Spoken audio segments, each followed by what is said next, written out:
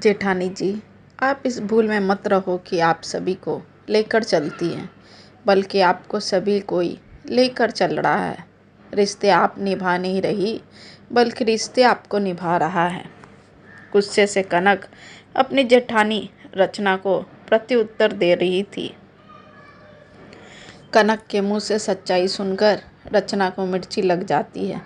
वो रसोई में बर्तन पटकते हुए कहती है, एक तो 2 दिन के लिए आती है और जबान तो देखो कैंची से भी तेज चलती है। ना किसी को करना धरना, बस शब्दों की तीर छोड़ना जानती है। अरे मैं लेकर चलती हूँ सबको, तुम नहीं कनक। जरा आकर कुछ दिन अपने ससुराल में बिताओ, तब समझ में आएगा कि कौन किसको लेकर चलता है। बोलना आसान है पर करना मुश्किल। मैंने माँ जी और बाबूजी को रखा इतने साल, उनकी सेवा की, उनका ध्यान रखा। यहाँ तक कि सभी रिश्तेदारों के साथ मैंने रिश्ते निभाए, ना कि तुमने। आज जो सभी रिश्तेदार आ रहे हैं वो सब मेरे और मेरे पति की बदौलत, वरना तो कोई तुम्हें पूछने वाला भी नहीं है। वाह दीदी, अपने मुँह मियाँ मिट्ठू, आप तो इतना महान खुद को बता रही हैं। जरा लोगों से भी पूछ लीजिए कि कौन कितने पानी में है। आपको क्या लगता है जेठानी जी, रिश्तेदार आपकी वजह से हमें मान सम्मान देते हैं? तो मैं आपको बता दूं, लोगों को भी व्यक्ति का स्वभाव व्यवहार दिखता है। मैं भले सबसे दूर रहती हूँ, पर हमेशा इन लोगों से बातचीत होती रहती है और अक्सर कोई न कोई रिश्तेदार मेरे घर पर हाजिरी लगाते ही हैं। इसलिए अपने ऊपर गुमान करना बंद कीजिए। हर इंसान अपने लिए समाज और रिश्तेदार बनाता है ताकि किसी उत्सव में उनकी हाजिरी लग सके। और रही बात माँ जी और बाबूजी की, तो आपको बता दूँ, जब से मेरी शादी हुई है तब से माँ जी और बाबूजी अलग घर में रहते हैं। और रही बात माँ जी और बाबूजी की, तो आपको बता दूं, जब से मेरी शादी हुई है तब से माँ जी और बाबूजी अलग घर में रहते हैं।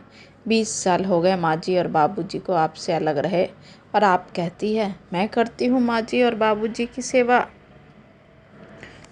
अरे आप तो झांकने तक नहीं आती माँ जी को और बाबूजी को, तो सेवा क्या करेंगे। और जब से बाबूजी इस दुनिया को छोड़कर गए हैं तब से तो आपके तेवर ही बदल गए हैं। माँ जी को तो आप नींबू की तरह निचोड़ दिया है। बेचारी हर वक्त रोती रहती है। उनके पति का कमाया सब कुछ और उन्हें ही ऐसे सताया जा रहा है। पहले भैया आते भी थे, पर आपने तो उनके कान में जहर घोल दिया है।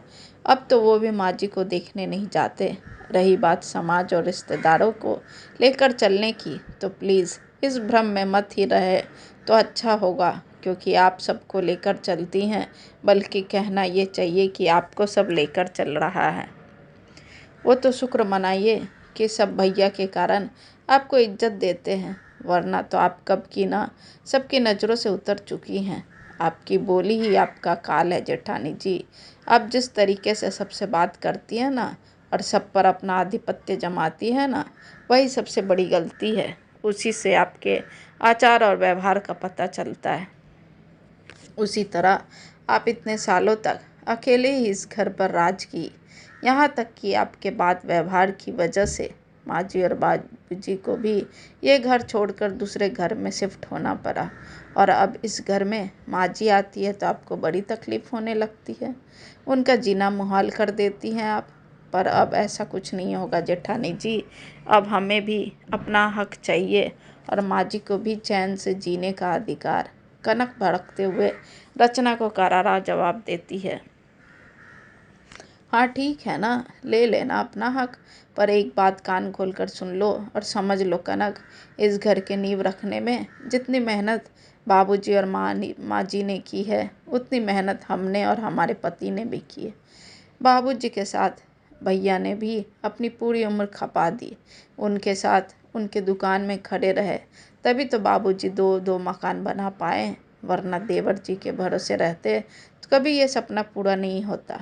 देवर जी तो बाहर जाकर मज़ा मस्ती मारे, उनको क्या है, तुम्हें क्या पता। झुँझलाते हुए रचना कहती है।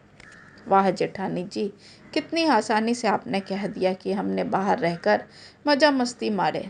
पर आप ये भूल गई कि जो घर से दूर परदेश में रहता है उसे क्या क्या झेलना पड़ता है। ऐसे नहीं मिलती कामयाबी जेठानी जी। चप्पल घिसना पड़ता है, रोड के खाक छानने पड़ते हैं, तब जाकर कई सालों बाद कुछ अच्छा होता है। आप लोगों के जैसा नहीं कि बना बनाया हाथ में मिल गया। कनक चिढ़ कर कहती है। कनक और रचना के बीच बातों का द्वंद्व चल ही रहा था कि उसी समय माँ जी आ जाती और रचना को फटकार लगाने लगते हैं। बंद करो अपनी बकवास, नहीं चाहिए मुझे तुम्हारा सहारा। मुझे बस शांति, प्यार और सम्मान चाहिए। अगर दे सकते हो तो दे दो, वरना आज के आज ये घर छोड़कर यहाँ से चले जाओ। ये सब मेरे पति का कमाया है और इस पर उसी का अधिकार होगा जो मुझे मान सम्मान प्यार देगा, वरना मैं अपनी पूरी संपत्ति दान में दे दूंगी। माँ जी के मुंह से घर से बाहर निकल जाने की बात सुनकर रचना के होश उड़ गए। 5 करोड़ की संपत्ति रचना ऐसे कैसे अपने हाथों से जाने देती भला। झट से अपनी जुबान पे ताला लगा लिया और मुस्कुराते हुए कहती है, माँ जी आप भी ना कैसी कैसी बातों में उलझ जाती हैं। मैं तो सिर्फ कनक की बातों का जवाब दे रही थी। फिर रचना कहती है, माँ जी आप जैसा चाहेंगी सब वैसा ही होगा, पर हमें यहाँ से मत निकालिए। हम लोग ये घर छोड़कर कहाँ जाएंगे माँ जी। रचना को गिड़गिड़ाते देख माँ जी और कनक मन ही मन कहती है, अब आया ना ऊँट पहाड़ के नीचे।